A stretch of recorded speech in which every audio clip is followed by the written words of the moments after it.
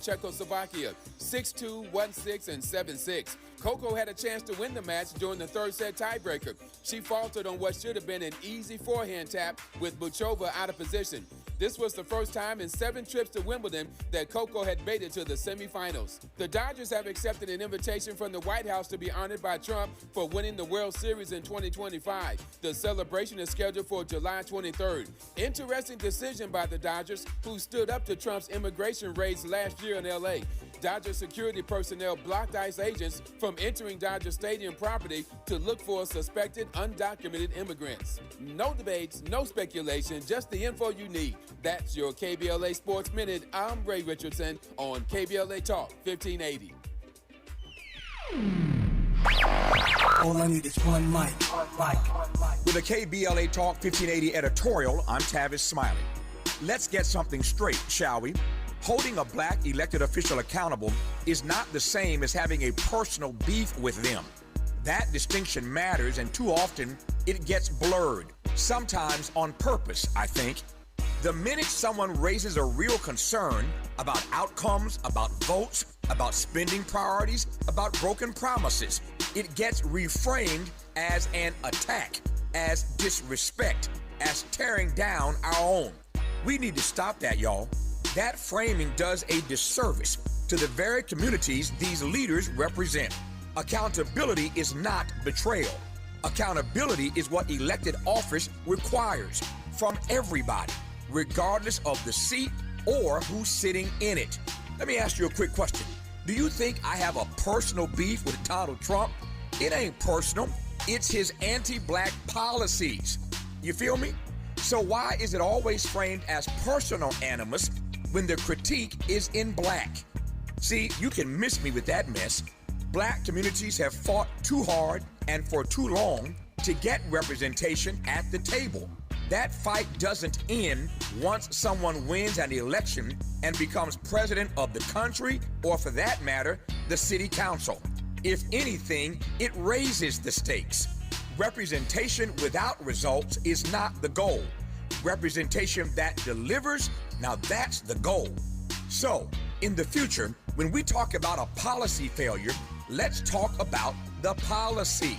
Let's keep our eyes on the actual record, the votes, the budgets, the promises, the perennially missed deadlines, the outcomes in people's daily lives. Because the moment we start treating accountability as disloyalty, we lose the ability to ask for better from anyone. We must never surrender our agency to be outraged when our leaders underperform. Our communities deserve leaders who welcome scrutiny, not ones who hide behind identity to avoid it. Now, let me put my hard hat on, go back outside, and see if these procrastination Crenshaw construction crews have shown up yet. I'm saving space for grace, but if these trucks don't show up soon, well, you already know. With the KBLA Talk 1580 editorial, I'm Tavis Smiley, and as always, we welcome your feedback.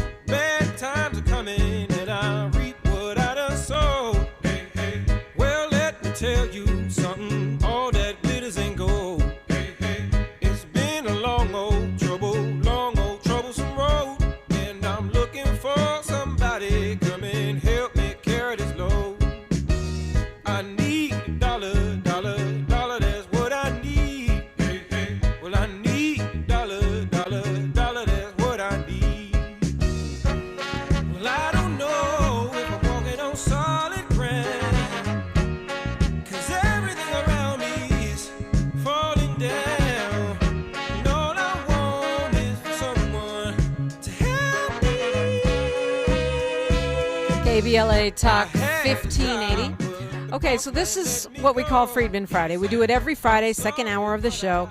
We talk about reparations. This came about a little over 2 years ago.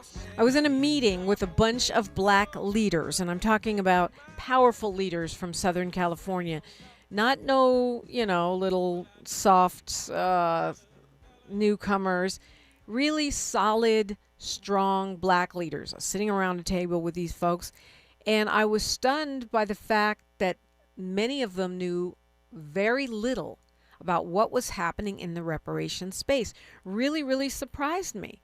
I'm not that I was some big expert, but I had more of a sense of what was going on, that we had a task force here in California that spent a couple of years with some top experts taking testimony from regular everyday people and experts, created this comprehensive report, over 1,000 pages, with recommendations that similar efforts were going on, partly inspired by California, partly inspired by Evanston, Illinois, which is the first city to give out cash reparations in the country. It was from cannabis taxes, and it was narrowly focused on housing, narrowly focused on people who had history in Evanston, either because they had been discriminated against in housing or because they were related to someone who had been.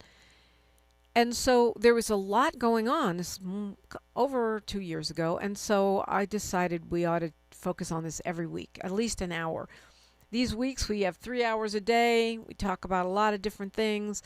Sometimes you got to set aside time to focus on something. That's why I do Black Marriage Monday, just to make sure too many weeks don't go by where we don't talk about relationships and improving the way we do family. And the same is true of reparations. I just didn't want one single week to go by where we didn't talk about it. And it turned out to be a smart decision, because every week there are so many stories about things going on in the reparations space that I don't even have time to talk about them all. We've spoken with a lot of experts. We weren't able to get anyone in here today, and I thought, well, let's review. Let's review what we have learned, okay? And let's share what we know. If you want to opine, you're for or against it, I welcome you. We've got caller amnesty for this hour at 800-920-1580. If you're new here, caller amnesty means that even if you've called this week, you can call again. Normally we say once a week you can call. That's it. Just to make sure everyone has a chance. Caller amnesty means even if you've called before this week, you can call again at 800-920-1580. Of course, there's always the YouTube chat, the stream. And if you have missed these reparations conversations, we've had Pan-Africanists, we've had ADOS people, we've had everybody in between, right? And what they do is they come and they tell their story. Now, I've found that certain people, because we call it Freedmen Friday, feel like I'm only going to welcome a certain perspective. But that's not the truth. We call it Freedmen Friday because when black people were supposedly freed, or technically freed after the Civil War, we were designated as freedmen. So that's the legal designation that we had in this country, the Freedmen's Bureau, and under which the promise to repay the debt of 12 generations of our ancestors who worked without pay, 12 generations of free labor that built the White House, that built the foundations of this country. That debt, which is what reparations is, it's the repayment of a debt. Yes, it's repair.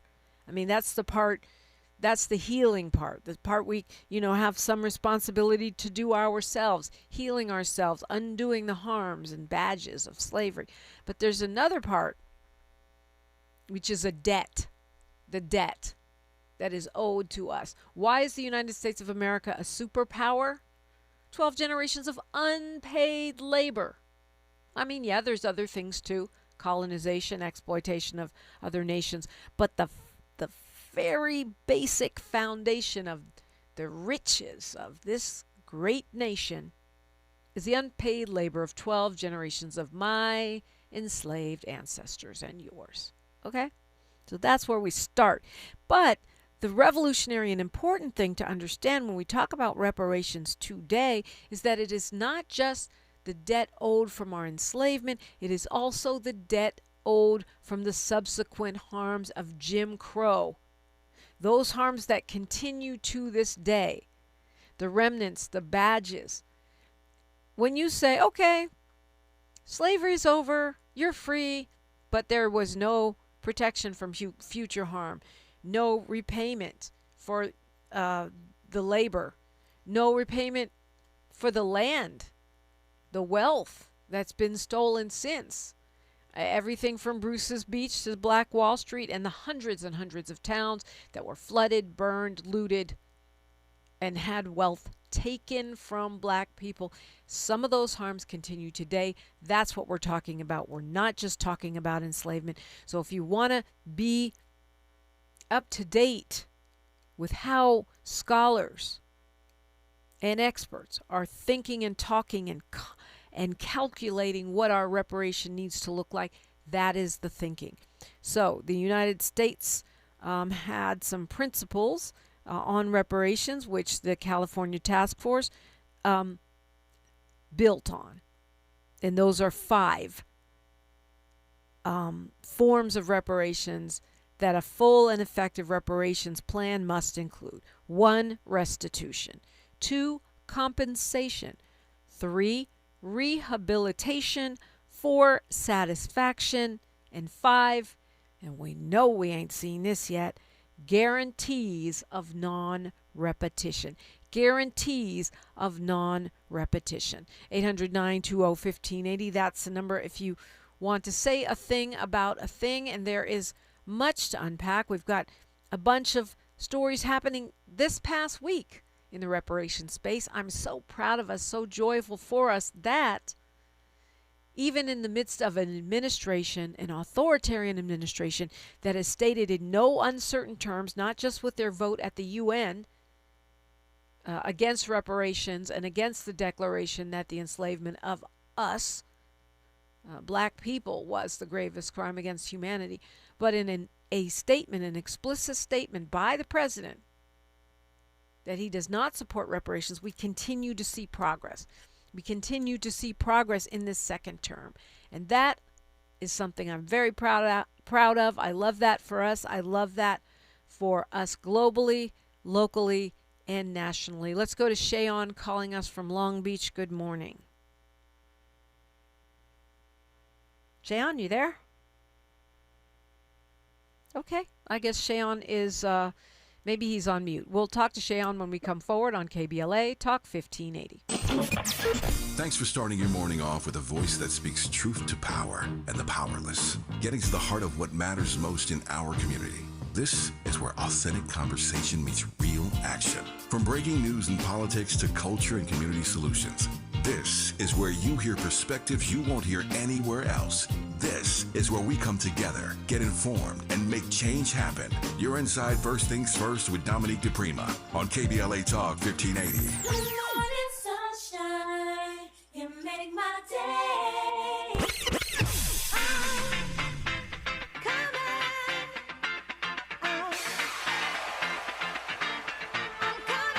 She's sharp. She's fearless. I don't know what they told you, but if they told you that cutting me off is how I'm going to get clicks, stop it now. She's that girl, and she's bringing all of that to your radio this summer. Amanda Seales is here. I am Amanda Seales. Comedian, artist, actress, activist, truth teller. The woman who never bites her tongue is coming to KBLA Talk 1580. I'm coming.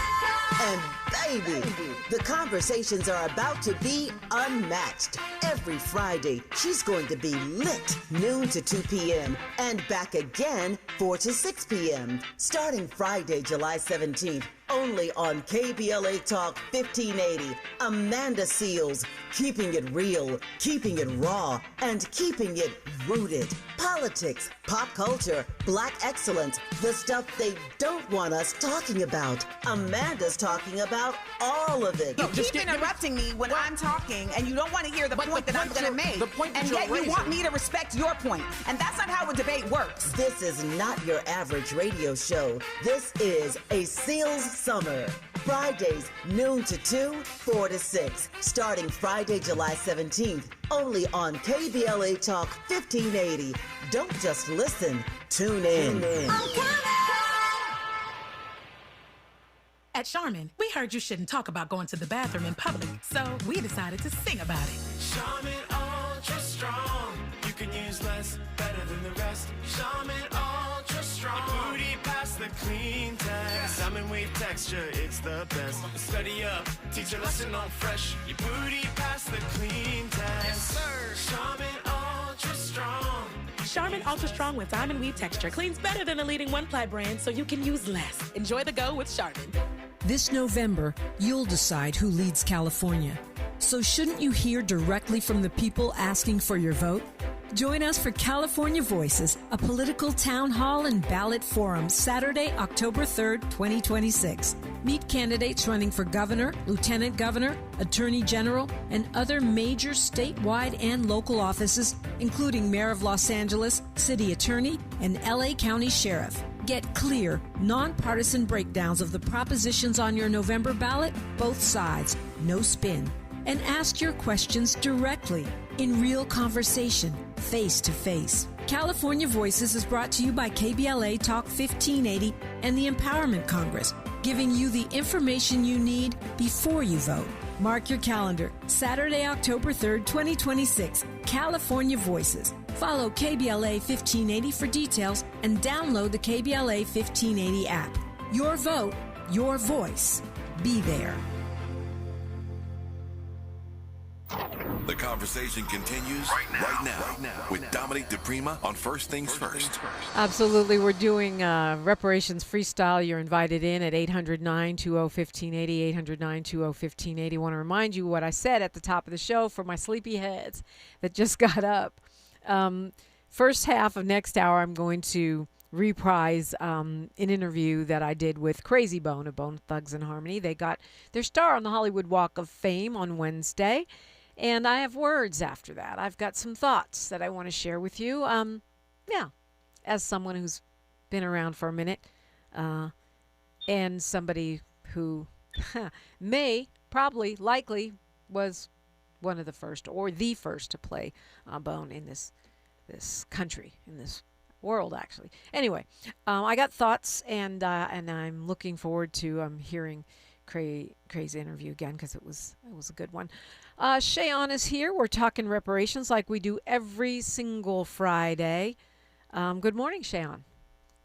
Good morning. How are you? I'm blessed. How you doing? I'm feeling very Moorish this morning. How you? Yeah. Well, that's every morning for you. Of course. Now, the reason that's important is you're talking about reparations, and one of the main keys to getting reparations is having a nationality. And then, sorry to tell everybody, but Negro, which is Spanish for black, is not a nationality. Well, what it's contingent upon, Shayon, I mean, I understand the argument you're making, but what it's contingent upon is having a group that has standing, a specific group. Doesn't have to be race, doesn't have to be nationality. It could be a group based on lineage, could be a group based on harm. That's what scholars have been arguing about for hundreds of years. But you're arguing that nationality is what you would base reparations on. Scholars is telling you guys that they taking you down a long road to nowhere. They lying to y'all. The scholars are lying to y'all. Tell it to the Bruce family. They got their land back. Tell it to the Ebony Beach Club folks. They got money.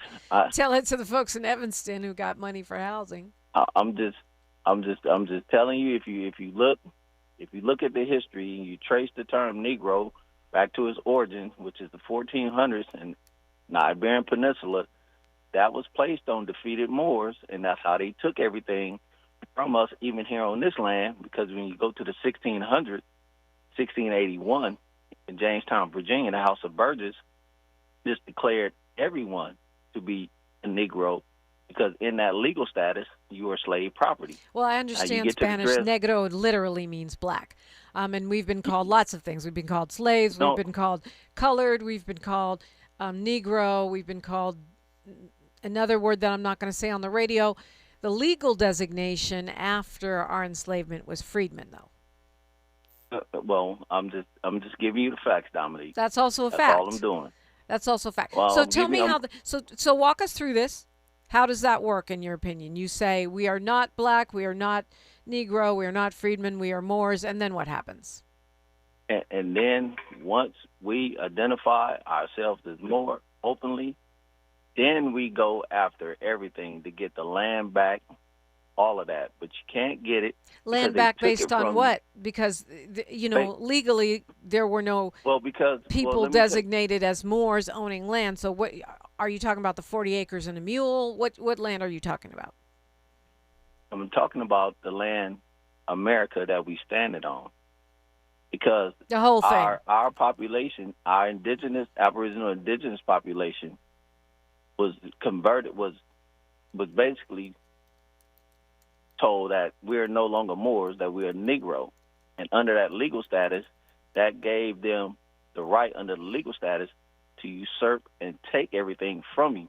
So you want all 2.2 billion acres, not 40 acres. You want all of the acres.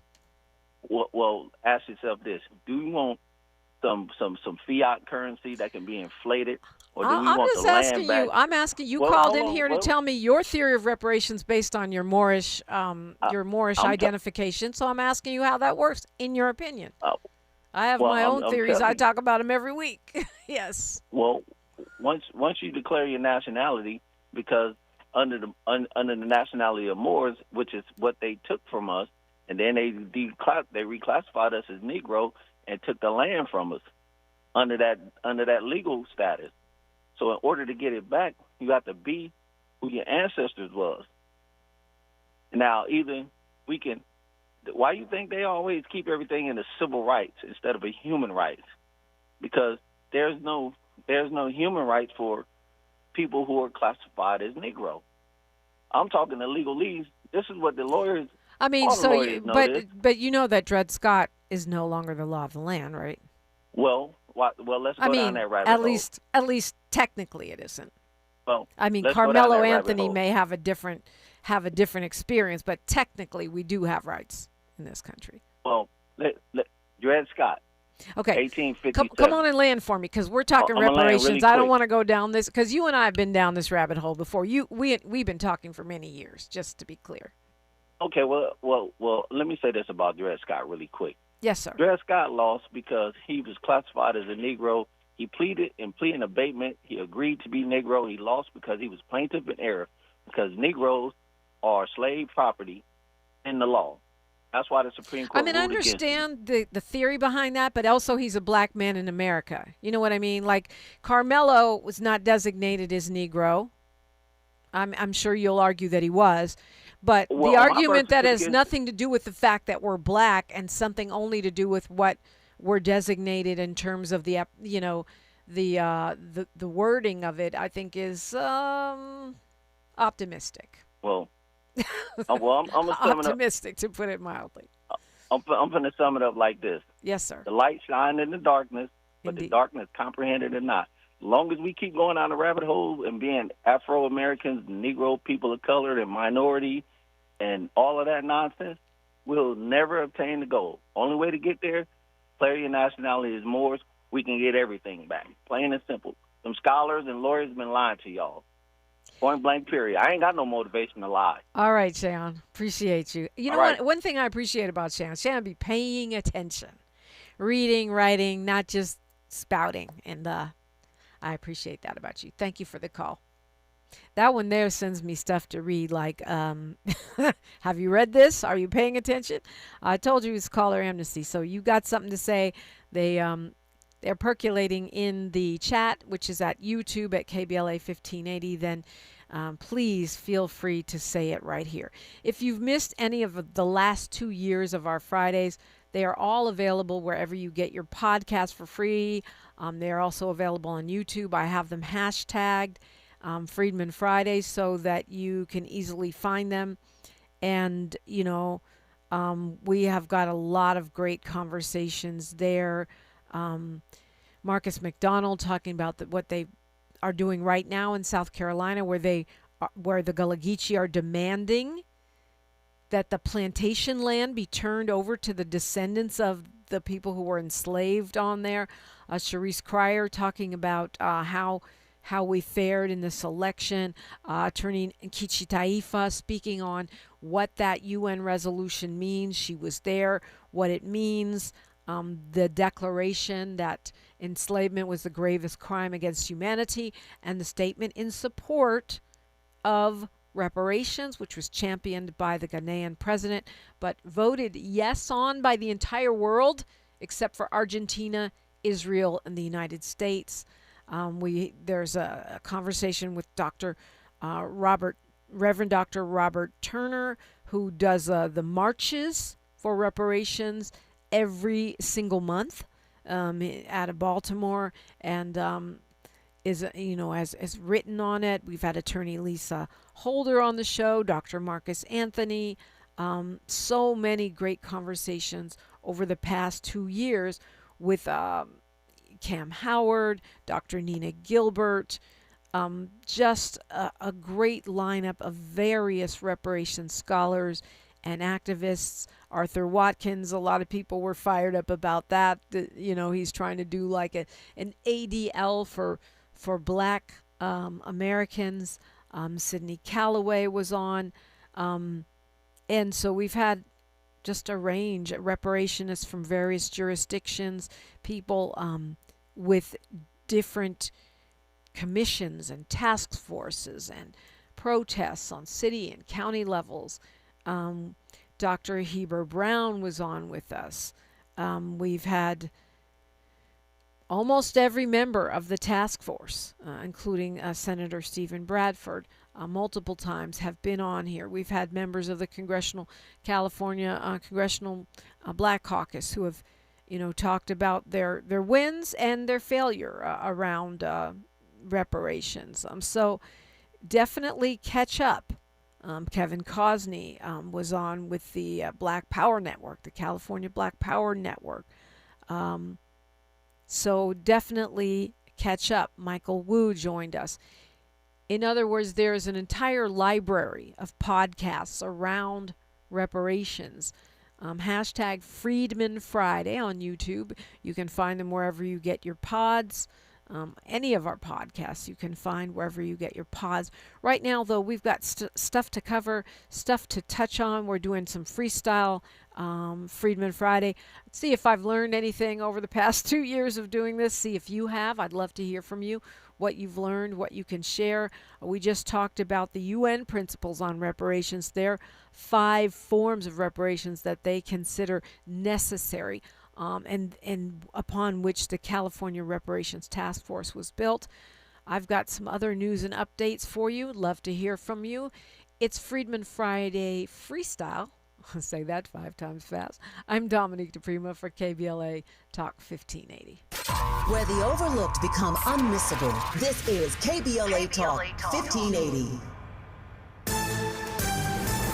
I'm Bree Wood with BIN News Now. More than 300 Marietta, Georgia residents packed a city council meeting this week to voice concerns about proposed data centers near their neighborhoods. We don't really know the long-term effects of these things, but they're not going to be good. Residents raised questions about the project's impact on quality of life as city leaders continue reviewing the plans. Former NFL linebacker Darren Lee has entered a no-contest style plea that's treated as not guilty under Tennessee law. Lee is charged with the murder of his girlfriend, Gabriella Perpetuo, whose body was found in their home earlier this year. He remains jailed without bond and is due back in court in October. And Sean Kingston's legal troubles aren't over. The rapper is serving a federal prison sentence for wire fraud, but he still faces state fraud charges in Florida. His attorney is seeking to have those charges dismissed, with a court hearing scheduled for October. Get BIN News Now on demand 24/7 on the iHeartRadio app. This is the KBLA Sports Minute with Ray Richardson. The final game at SoFi Stadium in this year's World Cup is today at noon. Spain and Belgium meet up in the quarterfinals in Inglewood. The last two quarterfinals are tomorrow, Norway versus England and Argentina versus Switzerland. The World Cup Championship match is Sunday, July 19th in East Rutherford, New Jersey. The Dodgers are back in action tonight. They start a 3-game series at home against Arizona. The Major League Baseball All-Star break starts after Sunday's game. Kawhi Leonard's trade to the Toronto Raptors has been put on hold by the NBA. The NBA said it will not make the trade official until the league completes its investigation into an alleged salary cap scandal involving Leonard. Clippers owner Steve Ballmer is accused of violating salary cap rules to pay Leonard extra money through an outside company. Stay tuned on this mess. No debates, no speculation, just the info you need. That's your KBLA Sports Minute. I'm Ray Richardson on KBLA Talk 1580.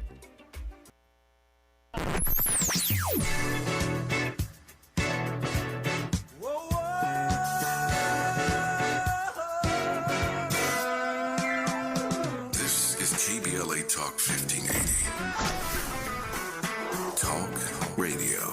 That's music to your ears.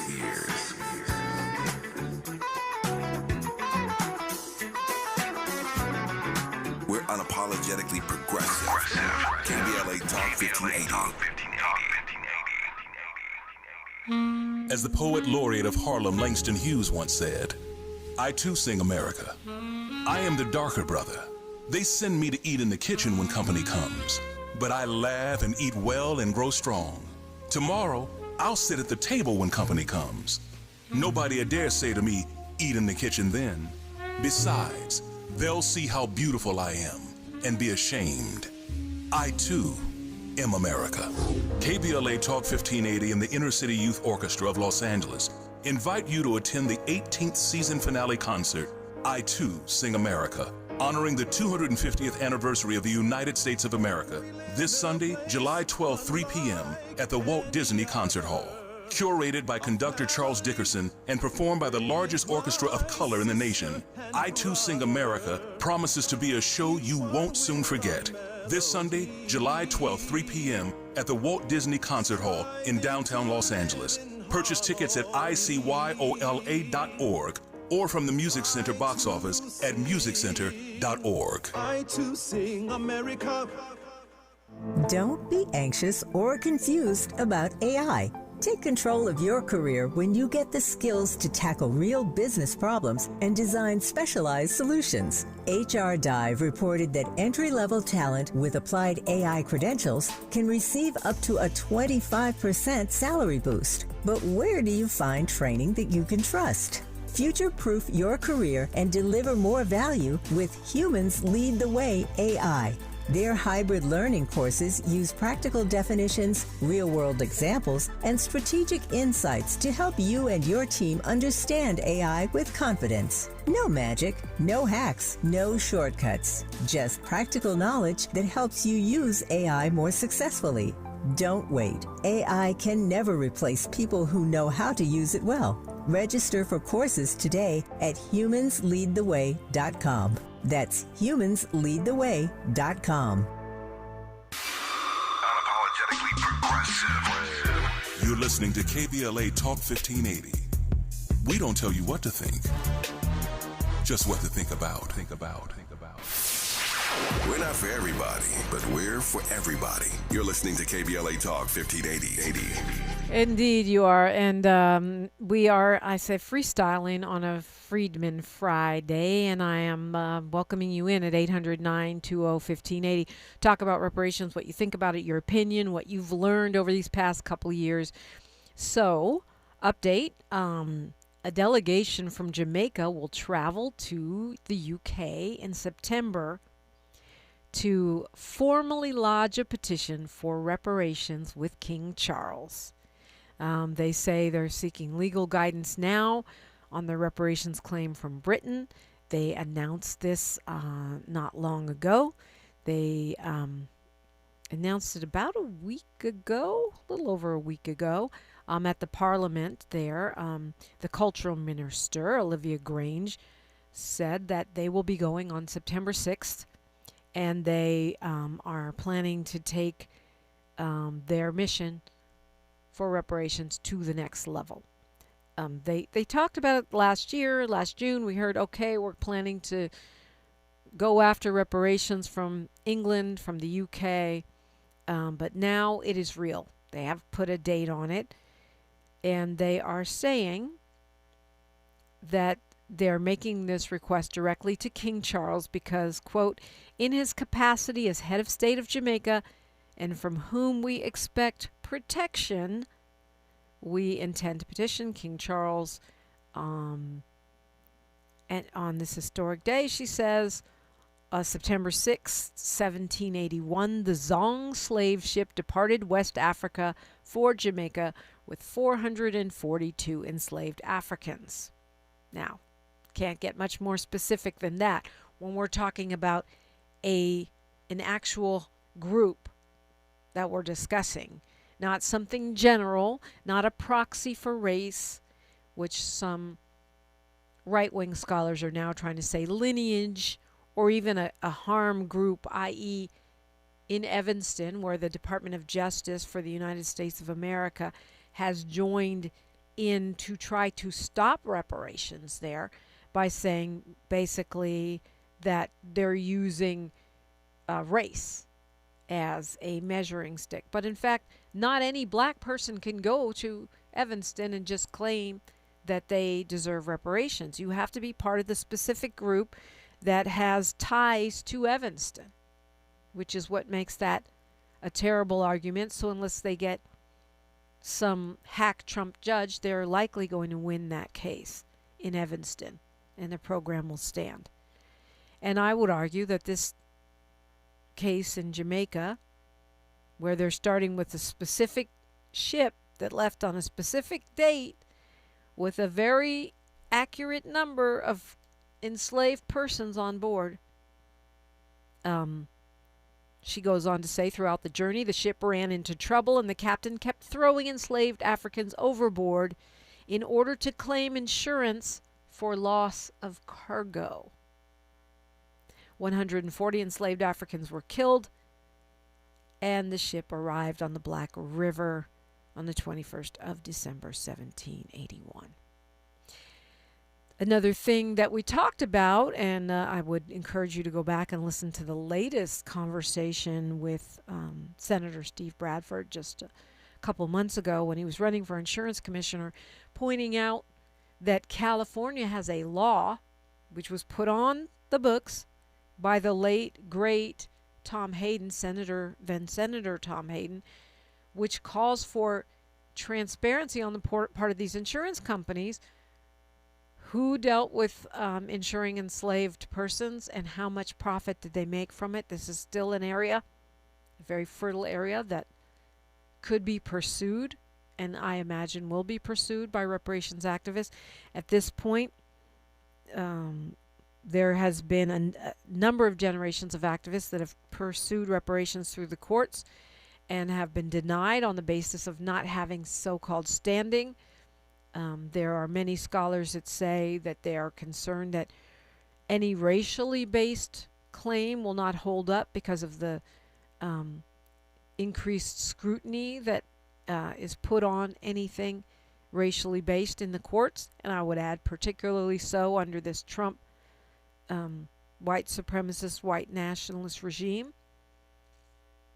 And that is why so many have one of the reasons why so many have pushed for a lineage-based model or a combination model. And when I say combination, what I mean by that, other people may mean something different.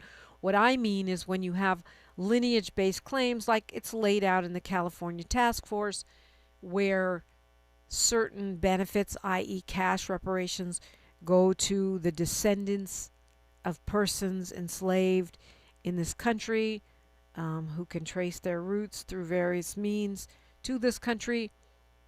And then ancillary benefits, i.e. remedies for discrimination, the restitution, the reclamation of lands and such, spreads to anyone who has been subject to those harms specifically to those harms, right? So for people who are confused about reparations when it comes to Africa, when it comes to CARICOM, which is the Caribbean organization of Caribbean nations, those reparations would be based on whoever enslaved, colonized, and Jim Crowed them specifically, which is why Jamaica is traveling to the UK in September and not to Washington, D.C. We did have Jim Crow. We did have slavery. We still have the subsequent harms of and badges of enslavement. But the people colonizing and enslaving the Jamaicans were the English. And so that is who they turned to for repair. And that's why this idea that people from other country are coming for your reparations is not logical. I suppose it could happen in isolated cases here. It's unlikely to happen given the models that are currently being pursued. But on a wide-scale basis, it's highly unlikely because those nations are petitioning the folks that enslaved them. The Caribbean Community Reparations Commission has unveiled their own new manifesto, and they this was part of what came out of their conference, this reparations conference in Accra that I wish I could have gone to, that just happened recently. So the CARICOM, the CRC, which is part of CARICOM, has now strengthened their reparations 10-point plan. And that is, they still want the full and formal apology, but they have strengthened their legal arguments, and they are focusing more on how slavery disproportionately impacted girls and women, the disproportionate impacts of environmental racism, and how that is tied into reparations, which is something I think is also influenced by the California Task Force recommendations. And the indigenous people, they include the indigenous people of the Caribbean. That's their plan, okay, for the Caribbean. I love that, though, that the Jamaicans now have a date, and it's based on a specific enslaver's ship setting out for England with a specific so-called cargo, and they will petition the alleged king, who is supposed to be their leader and protector. So far, we've seen a little bit of movement from England. They're saying, well, we will consider reparations. That it's very vague, but we've seen some movement there. And what is that? Why is that? It's because there are cities, counties, states everywhere that are continuing to adopt reparations and push for them. Okay, Fulton County in Georgia has released their reparations report. Alameda is making moves for their reparations plan. And we have a new statement from the creator of the 1619 Project, Nicole Hannah-Jones. Speak on those when we come forward. Still taking your phone calls. KBLA Talk 1580. It's Freedmen. More Friday. First Things First with Dominique DePrima when we come forward. Listen up, KBLA delegation. We have something you need to hear. Right now, you may qualify for low-cost home internet. And we're not talking about a catch. This is real. Many internet service providers offer low-cost internet plans if anyone in your household is enrolled in CalFresh, Medi-Cal, SSI, or is income eligible. There are a lot of families in our community who deserve to be connected. Here's all you do. Call 844-461-7893. That's the Get Connected call center. Real people ready to help you enroll today. Or go online to internetforallnow.org to find a provider near you. You may also qualify for a low-cost computer through Human IT. Connectivity is not a luxury. In 2026, it's a necessity, and you deserve access just like everybody else. Call 844-461-7893. That's 844-461-7893. KBLA's got you. If you missed any of this, you can always go to our website at kbla1580.com. Brought to you by KBLA Talk 1580 in partnership with the California Emerging Technology Fund, CETF. I think my LADWP bill is due, but nothing's come in the mail yet. You still get paper bills? Yeah, it's how I keep track of things. Clearly, it's not working. You can't remember when it's due. You need to sign up for paperless billing. I get an email when my LADWP bill is due. I never have to wait on the mail, and I can see 7 years of bills in my online account. Plus, first-time signups get a $10 bill credit. $10 bill credit for new LADWP paperless billing signups. LADWP.com/paperless. Going to a World Cup match in LA this summer? Ditch the parking stress and ride Metro. With direct service from across LA County, it's the easy way to get there for just $1.75 each way. KBLA Talk 1580. We've got a lot to talk about.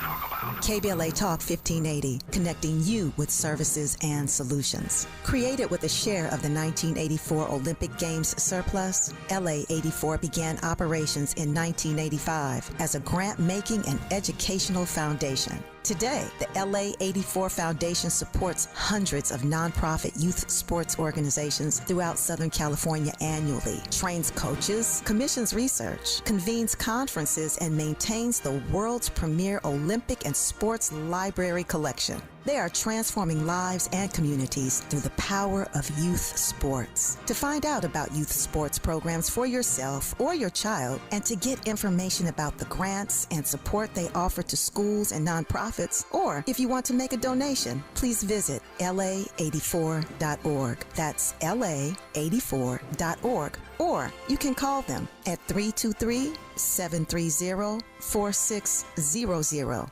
This is a community call to action from KBLA Talk 1580. Lena Bloom for the Bail Project. Imagine you're stuck in a jail cell and you can't afford bail and someone offers you a way out. Just plead guilty and you can go home and kiss your kids goodnight. What do? What thousands have. You plead guilty whether you are or not. Cash bail makes poverty a crime. That's why the Bail Project helps those who can't afford it while fighting to end cash bail. Because freedom should be free. Brought to you by the Ad Council. Attention. Have you racked up $10,000 or more in credit card debt? Are you barely getting by making minimum payments? With credit card debt reaching all-time highs, National Debt Relief is notifying consumers about significant debt relief options currently being made available to help those with overwhelming credit card debt. These options may reduce a large portion of credit card debt for those who qualify. You don't need to declare bankruptcy or take out a consolidation loan, and you may only have to pay back a fraction of what you owe, even if you have bad credit. National Debt Relief has already reduced the credit card debt for more than 550,000 consumers, so don't wait. If you owe $10,000, $20,000, or even $100,000 in credit card debt, you can now take advantage of this financial debt relief as the cost of living continues to skyrocket. To check what debt reduction you may qualify for, call 800-324-3030. That's 800-324-3030. Again, that's 800-324-3030. This is KBLA Talk 1580, where everybody is somebody and nobody is a stranger. You belong here. More freestyling on this Freedmen Friday. Morris says, Dominique let the audience know that slave owners were paid for their losses, but the slaves never received their 40 acres or the mule or any of the other things, including guarantee of non-repetition, restitution, and on it goes. It's a very good point, and that happened not just here. It happened in England. It happened in Haiti, where slave owners were paid for their loss of so-called property, meaning our ancestors, but the enslaved were never compensated. So Alameda County has now approved their plan, their reparations plan. The Reparations Commission spent 3 years of research, community engagement, and the Board of Supervisors passed their reparations recommendations unanimously about a week ago. They have opted not to give checks, cash payments, which I find problematic because I think any full reparations plan should include cash checks, but they are talking about down payment assistance, which is cash in a sense, but no cash checks. They're talking about down payment assistance and addressing redlining and displacement, investing in youth, investing in mental health, and closing the wealth gap. I don't know how you do that without a check. They're saying they do it through support of Black-owned businesses. Restitution for wrongful convictions, criminal justice reform, and access to education. Again, all good things. I would like to see a check. But again, you're seeing significant progress in that they had a unanimous passage of these recommendations by the Alameda County Board of Supervisors. Alameda is in the Bay Area, but it ain't San Francisco. It's not the super ultra liberal. They just kicked out their progressive prosecutor just like LA did. So that is quite remarkable that they were able to do that in this environment.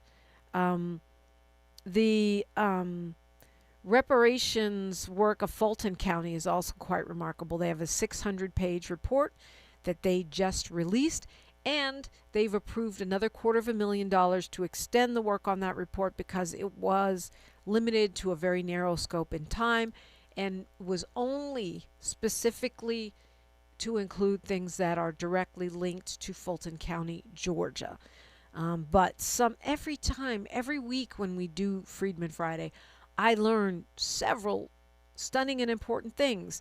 And that's why I know we are undereducated when it comes to this, because I've been doing this for 2 years and I'm still learning so much, and there's still so much I don't know. So I'm saying, this bears looking into, this bears reading about, this bears tracking. They have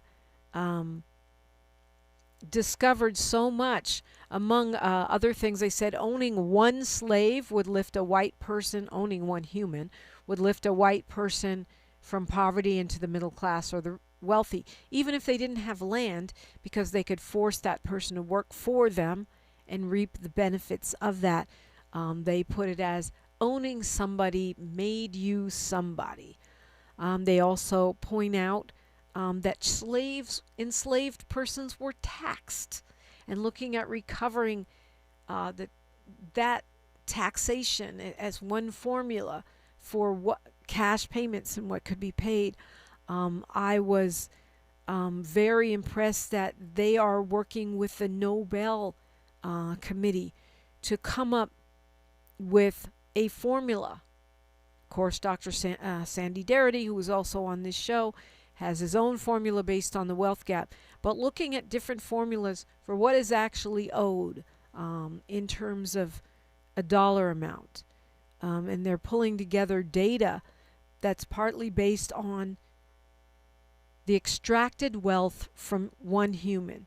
Extraction plus accumulation plus harm is the formula that they're looking at. And that is... this is coming out of the Fulton County, Georgia Reparations Task Force, looking at tax records and the assigned monetary value for enslaved persons, tracing the history of convict labor and convict leasing, those chain gangs, to talk about exactly how much cash value was extracted from these human beings. Since there's no formula that is universally accepted for figuring out what reparations should be, they are working on just that. Dr. Karchik Simz-Alvarado, working with the Nobel Prize Museum in Sweden to come up with a framework around the dollar amount. And I think all of these things are moving. They're moving. No one has stopped. One setback in California, one setback in Evanston, one setback a lot of setbacks in the White House. Do not stop this reparations movement. Nicole Hannah-Jones has got the conservatives undergarments in a bunch once again by saying that the payment of reparations is not just an admission of the crime of enslavement, it is an admission that the establishment of this nation is in itself a crime. So what does that mean? It means that because you stole the land of the indigenous people and stole the labor of enslaved Africans and indentured servants and others, that the whole U.S. system is based on criminality. So she's got them all worked up about that. She says paying reparations is an admission of a crime. That's a quote, direct quote. But it's not an admission of the crime of a handful of bad apples or a few years of bad policy. It is the crime of the entire existence of the United States. Oh, you know they're angry about that. She said that during an interview with the Meteor just about a week ago. She said you could never knock down all the statues to enslavers or remove all the monuments on the Mall in Washington. She says slavery predates the founding of our country by 150 years. Dr. Gerald Horne argued on this show last week when we celebrated 250 years, marked 250 years of this nation, that it's even further than that. He traces our enslavement back to the 1500s when we were brought by the Spanish, when they controlled Florida and there was no USA. And he gave a couple of other examples as well. So that framing, I think, is important because you're talking about not just enslavement, but you're talking about the subsequent harms, Jim Crow and everything that came after it, but also placing enslavement in the global context of the fact that it was going on before there was a USA. And I witnessed that with my own eyes, traveling to Ghana, traveling to the Gambia, Senegal, Nigeria, and seeing those slave dungeons, marketplaces, and all of the trappings, the torture instruments, the things, the chains, all of the evidence of the crime, of the gravest crime against humanity. A lot of it is there. It is undeniable, and it goes way back. It goes back before the U.S., and it certainly goes throughout the history of the U.S., with our nation being among the last in the world to abolish the institution and a role model for other racists in the model of Jim Crow and subsequent harms. You can still get the California Reparations Task Force report at the website of the California State Attorney General. The Fulton County report is also available there on the Fulton County website. Let's get smarter. You can go back and listen to my pods. We're going to be hearing from Crazy Bone in honor of their star on the Walk of Fame, and I have some thoughts to share following that. All that straight ahead, only right here. KBLA 1580 Santa Monica. I'm Bree Wood with BIN News Now. More than 300 Marietta, Georgia residents packed a city council meeting this week to voice concerns about proposed data centers near their neighborhoods. We don't really know the long-term effects of these things, but they're not going to be good. Residents raised questions about the project's impact on quality of life as city leaders continue reviewing the plans. Former NFL linebacker Darren Lee has entered a no-contest style plea that's treated as not guilty under Tennessee law. Lee is charged with the murder of his girlfriend, Gabriella Perpetuo, whose body was found in their home earlier this year. He remains jailed without bond and is due back in court in October. And Sean Kingston's legal troubles aren't over. The rapper is serving a federal prison sentence for wire fraud, but he still faces state fraud charges in Florida. His attorney is seeking to have those charges dismissed, with a court hearing scheduled for October. Get BIN News now on demand 24/7 on the iHeartRadio app. July is Disability Pride Month, a time to celebrate identity, individuality, and inclusion. Pride means showing up as your full, authentic self without apology. Let's celebrate what makes every one of us unique. Easter Seals Disability Services honors Disability Pride Month. Learn more at socal.easterseals.com. This is the KBLA Sports Minute with Ray Richardson.